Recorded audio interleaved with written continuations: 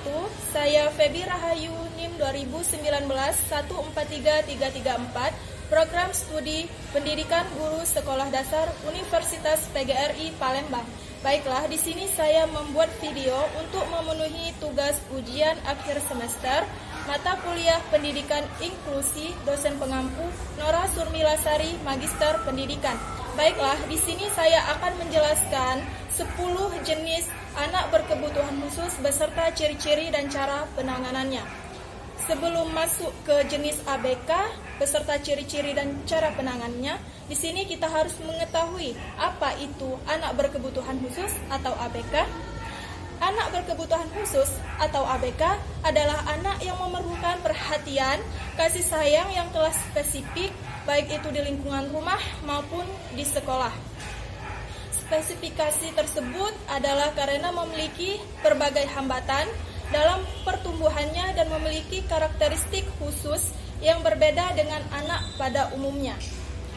Jenis-jenis ABK atau anak berkebutuhan khusus dan ciri-cirinya sebagai berikut. Yang pertama itu tunanetra. Tunanetra adalah anak yang mengalami gangguan daya penglihatannya berupa kebutaan menyeluruh atau sebagian, dan walaupun telah diberi pertolongan dengan alat-alat bantu khusus, masih tetap memerlukan pelayanan pendidikan khusus. Yang kedua itu tunarungu. Tunarungu adalah anak yang kehilangan seluruh atau sebagian daya pendengarannya sehingga tidak atau kurang mampu berkomunikasi secara verbal, dan walaupun telah diberi pertolongan dengan alat bantu khusus tetapi masih tetap memerlukan pelayanan pendidikan khusus. Yang ketiga, tunalaras merupakan anak yang mengalami kesulitan dalam penyesuaian diri dan bertingkah laku tidak sesuai dengan norma-norma yang berlaku dalam lingkungan, kelompok usia maupun masyarakat pada umumnya, sehingga merugikan diri maupun orang lain. Yang keempat, tunadaksa. Tunadaksa merupakan anak yang mengalami kelainan atau cacat yang menetap pada alat gerak, tulang, sendi maupun otot, sedemikian rupa sehingga memerlukan pelayanan pendidikan khusus. 5. Tunagrahita adalah anak yang secara nyata mengalami hambatan dan keterbelakangan perkembangan mental jauh di bawah rata-rata, IQ di bawah 70, sehingga mengalami kesulitan dalam tugas-tugas akademik, komunikasi maupun sosial, dan karenanya memerlukan layanan pendidikan khusus. Hambatan ini terjadi sebelum umur 18 tahun. 6. Cerebral palsy atau gangguan dan hambatan karena kerusakan otak sehingga mempengaruhi pengendalian fungsi motorik. Yang ketujuh, gifted adalah anak yang memiliki potensi kecerdasan, kreativitas, dan tanggung jawab terhadap tugas di atas anak-anak seusianya atau anak normal. 8. Autisme adalah gangguan perkembangan anak yang disebabkan oleh adanya gangguan pada sistem saraf pusat yang mengakibatkan gangguan dalam interaksi sosial, komunikasi, dan perilaku. 9. Asperger disorder atau AD secara umum hampir sama dengan anak autisme, yaitu memiliki gangguan pada kemampuan komunikasi, interaksi sosial, dan tingkah lakunya.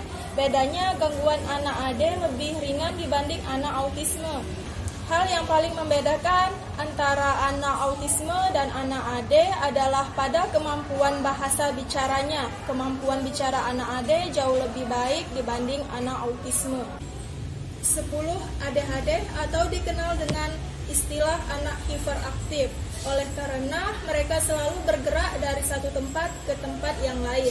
Rentang konsentrasinya sangat pendek, mudah bingung, dan pikirannya selalu kacau, sering mengabaikan perintah-perintah atau arahan, sering tidak berhasil dalam menyelesaikan tugas-tugas di sekolah, sering mengalami kesulitan mengeja atau menirukan ejaan huruf.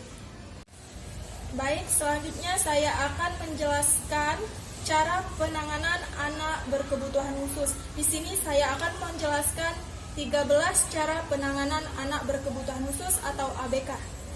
Yang pertama, orang tua harus lebih terbuka pemikirannya Kedua, lakukan pengawasan sedari dini. Ketiga, berikan motivasi, perhatian, dan bimbingan pada anak. Keempat, adaptasi dengan anak.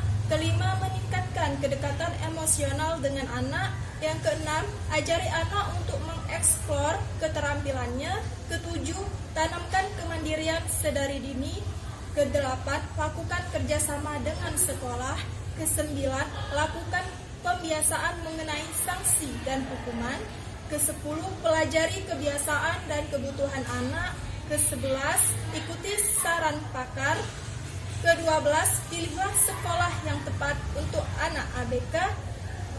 Ke-13, ikutkan anak pada terapi-terapi yang ada.